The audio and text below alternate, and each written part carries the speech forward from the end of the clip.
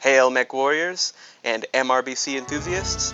This is the Div C Report, and I am your host, the famous and beloved Dane Jarl. Our main story tonight needs no introduction. The flame wars and troll trail of destruction should be visible from everybody's cockpit in the inner sphere. That's right, I'm talking about the fabled approach of MRBC Season 8.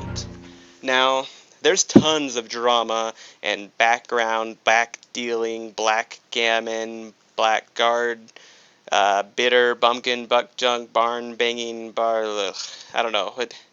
Who wrote this? You know what? I don't care, because this isn't the Drama Tom hour with Drama Tom. This is Div C Report, and I'm Dane. So let's just jump into Division C. I don't know about you, but we here at the Div C Report are really excited about the division this year. We have 6 great teams, and all of them have a chance at getting the coveted pixelated trophy for winning this division. I think it's little and green, maybe it's red, I don't remember. But it's great. Love those pixels. So anyways, let's check out the team. So we'll start with Clan Honey Badger. CHB actually used to play as part of New Texas Rangers MRBC team, but apparently they decided to secede from that union, which really shouldn't be all that surprising given the history of Texas. Last season, CHB won the NAE1 division with a very impressive 28 wins and 2 losses. C Report has it on good authority that their placement in Div C is chiefly due to that record. CHB did play in WC, but they dropped out very early on. When asked about it, they said, Honey Badger don't care. We'll keep an eye on them and see if they can keep up the wins and maybe show Div C a thing or two. Next up is Legion of the Damned. The Legion of the Damned. Well, the name might be new, the team is actually quite old. They played in 4 seasons of MRBC. Previously, they all played for the 1st Mech Rangers, where they were able to reach 2nd place in Division D. Last season behind Smoke Adders. This is definitely one of those workhorse teams who've been forced to earn every single step of that ladder up to the top. New name, old team, old heart. We'll see if they're ready for the most competitive division in any MechWarrior Online League, Division C. That brings us to the Sky Rangers of Terra. That's how I imagine they say it, at least. This is a team everyone should be familiar with. They've had a big presence in NWO for many years now, and their comp team has always been, or almost always been, led by the very capable Gray Fox, who has managed to perform well under pressure in the past. I personally have vivid memories of getting crushed by him and his team in Run Hot or Die. I'm happy to have them here as well, joining us in Division C.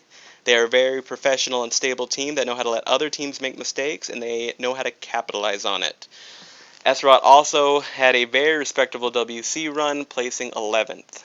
Look for Esrot to lock down some of the newer teams and be a solid contender throughout the season. Well, look who we have next. The 2nd Night Scorn. This team is made from players from NS's 1st team and 2nd team, and is therefore allegedly supposed to be less of a threat than NS's 1st team. Nice try. You think you can trick me that easily? You think the runes wouldn't warn me of your tricks? I checked the roster, and guess what I found? AWOL. That's right. This isn't a weak boo-hoo just for kicks NS team. This is a secret super team built from Isengrim's well-known enemies whose only purpose is to come into this division and destroy us, and apparently we're just gonna let it happen? No. I see it. I see you. Not happening. Finally, that brings us to the last non-Eisen team on our list, Smoke Adders 373. They have 2 teams this season in MRBC, so they've added these numbers to help differentiate them, but come on, you don't add a 3-digit number when you're only counting to 2. So I'm going to do them a huge favor right now and just call the OG Smoke Adders 1. The new Smoke Adders team, Smoke Adders 2. I'm hopeful that everybody watching this can follow my reasoning and won't get lost as I talk about them. Smoke Adders 1 had a very strong MRB season last season, taking first place in Division D with a 25-5 record. I think they were more impressive in WC, though, where they ended up in 8th place ahead of SIG and Isengrim, both of who they defeated. They actually had such a strong performance that they were slated for Div B in MRBC, but due to unforeseen bone spurts, they had to respectfully descend to Division C. So now they're with us. Depending on just how painful those bone spurts actually are, these guys could be a shoo-in to win Division C. Expect them to likely be first or second place when the division comes to a close. And then there is Isengrim. But really, what more is there to say about the most storied and inspirational NRBC team that has ever lived? Truly, their tale of strife has been told from one side of the inner sphere to the other, whispered in the eager ears. 6.5 hours later. I guess you'll have to stay tuned and see what happens. Not that it's a big deal, because it's not. We're cool. Well, enough about me. Let's talk about you. Although they lack the distinct privilege to be in Division C, there are actually a few other teams out there in this league. So I'm going to toss it over to Jaster to give you guys a couple of highlights. Thanks, Dane Jarl. Jaster Skarn here, and excited to be part of the Division C report team. We'll start with the top with Division A. Nothing too surprising with the return of the big three, SJR, Blackwatch, and EMP. However, SJR has been promising some whacking shenanigans this season and have certainly delivered with their delightful rebranding as Team Rectum. Haha, just fantastic. D5 has made a big enough splash in World Championship to start their MRBC career in Division A. Talk about nowhere to go but down. Lord is fielding some sleeper team calling itself Reservoir Pugs. Biggest news probably is SIG, moving up from Division B to Division A. SIG finished only third last season behind 42 in Night Scorn, and in World Championship SIG was defeated by Smoke Adders, who are currently considered a Division C team. Well, let's see if this ballsy move pays off for them.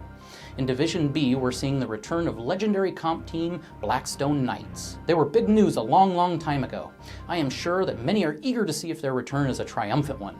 Clan Smoke Jaguars appear to have somehow been accepted and put into Division B this season. And if that isn't surprising enough, there's even some talk they actually may intend on completing an entire season in MRBC. Finally, the Devout Souls and Rising Storm have added the word Panda to their name. No one really knows why. Meanwhile, Marine Mechs, Swamp Foxes, and 42 are all returning unscathed and unpanded. Finally, 228 Death from Above has returned, and true to their name, dropped down from Division D to Division E. It's yet to be seen if they will actually live up to their name and actually bring death to those that were beneath them. Well, that's all from the not-so-important news outside of Division C. Back to you, Dane. I'm a wolf. I'm an alpha wolf, but I'm also Night Scorn, and I'm gonna get you guys. Nuh-uh, I see you coming. You're not gonna ruin everything again. I had to buy a whole new chair. Oh. Thanks, Jaster. Good work as always, and I hope you've all enjoyed your first episode of the Div C Report. We'll keep you informed throughout the season about the most important division in Battletech history. I'm Dane, and we're Division C. Ba-ba-ba-ba.